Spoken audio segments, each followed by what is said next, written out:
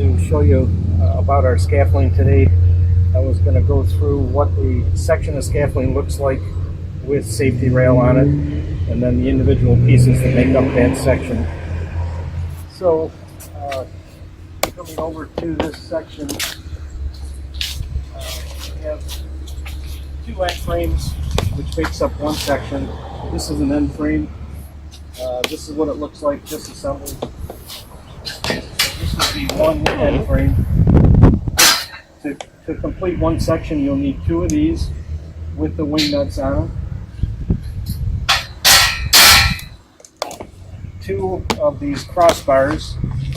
They're called crossbars because when they're assembled, they make a cross.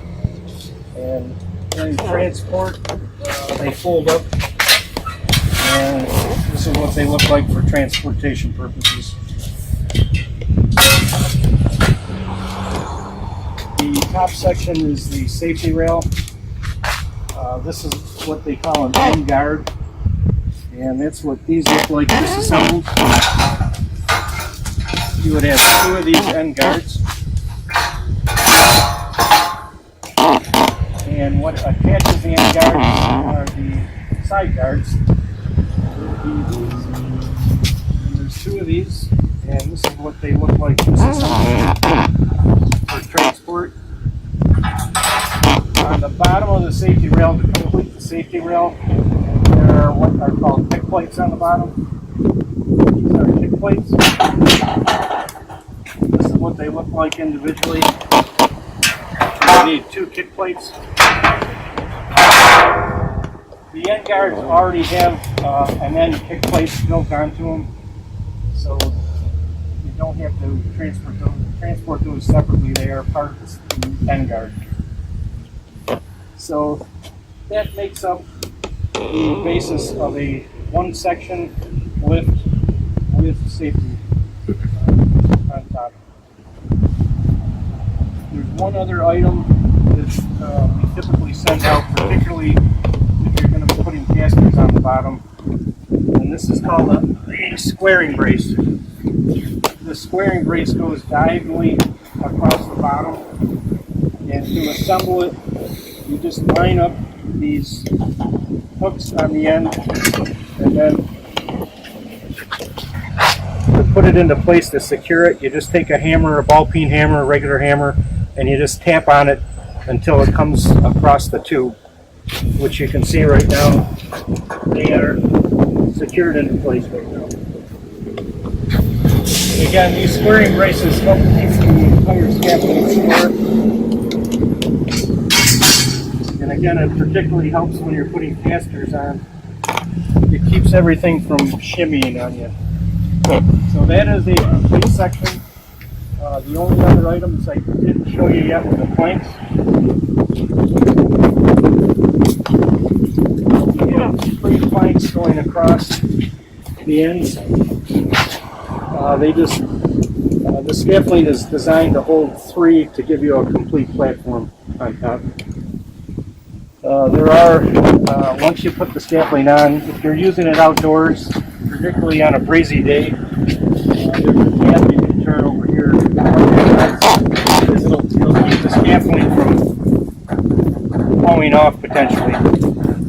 So that's what those tabs are for. Generally indoors, it's not really necessary. You're not going to get wind indoors. They're an extra safety feature on the planks. Also, when you get a section of scaffolding, you will get a pre-pulled bag of pins, which I have over here. In this bag, I've got all the pins you would need to assemble what you see here. There are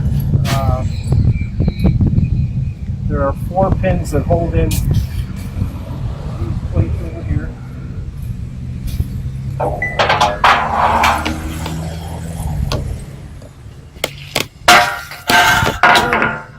And the pins, there are 2 different types of pins. There's hinge pins and snap pins. Mostly you're going to be getting hinge pins because that's what you need the most of. And they call them hinge pins because when you put them in, you turn them down like that and they will hinge down. and that keeps the pin from coming out. So when you're assembling these kick plates, you put the pin in, turn it upside down, it'll keep the hinge down. You slide it in, and then you turn it, and it'll secure itself on the other end. So that is a hinge pin. And to get it back out, turn it back on its side like that and pull it out. So you can see there are hinge pins. For one kick plate, there are 4 hinge pins. So on each side, you'll have 4 hinge pins holding these kick plates in. You're also going to need 4 more hinge pins to secure the safety rail. So there's 4 more hinge pins here. So we've got a total of 4, 8, 12 hinge pins that are holding this scaffolding together right now. Typically, if you're going to be stacking frames together to get higher, the next set of scaffolding is going to go on the bottom, and you would just keep adding 4 more of these hinge pins for every section that you assemble. So that's what the hinge pins look like. The other style pin is a snap pin. These actually snap on the end to open up like that. These are typically used for the casters. So casters would go in. If you were going to put casters on this single section, you would just lift it up, get the hole lined up, and just slip the snap pin through, and then snap it. And that'll keep the caster from coming out. If you were to go on unlevel ground, during the course of moving it, these pins will keep the casters from falling out on you. Another feature on these casters is you can lock them into place so that they won't roll on you. So you just push that down on each caster, and that'll keep them from spinning, and it'll also lock the wheels. There's a spin lock, and it puts pressure on the wheel and keeps the wheel locked. And to loosen it up so you can get them spinning again and turning, just push that forward.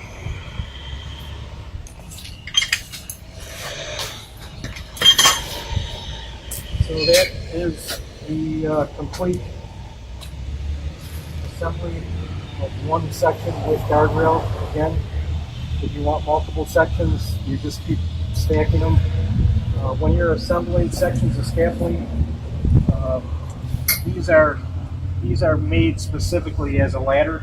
So this is how you would climb up to assemble additional sections. So you would start out, if you're going to do 2 sections or 3 sections, you'd start out with assembling this bottom section. You wouldn't put the safety rail and the guards on yet. You would use these ladders on the side to climb up and hoist up additional sections. 2 people is pretty much a must if you're going to go with more than 1 section. You can get away with 1 person assembling a single section. It's still a little tricky, but 1 person can get away with it, but any more than 1 section, you're going to want to get some help. Also, inside the bag of pins, we will send you with the set of instructions. This has, inside of it, it has a diagram of what the scaffolding looks like put together. It also shows you that you can add outriggers to the scaffolding. If you go more than 3 sections up on this style scaffolding, you need to put outriggers on. I generally will send outriggers if somebody is using 2 sections, but if you go 3 sections up, you definitely need to use outriggers. The outriggers just clamp right onto the ends of the scaffolding. You can also put, if you're using casters on the main section, you would also use casters on the outriggers. You can also use base plates on the bottom. They're a flat plate that goes up inside, and they snap in with a snap pin just like the casters do. There's also the ability to put levelers on the bottom. The levelers will go up inside, and you have the ability to adjust the level if you're on uneven ground. So the scaffolding is pretty versatile. This is made for outdoor use, and we have plenty of it here at Ross Rental. So if you have a need to get up in the air to do some work, and the scaffolding looks like it would be suitable for your job, please feel free to come in and see us. Thank you.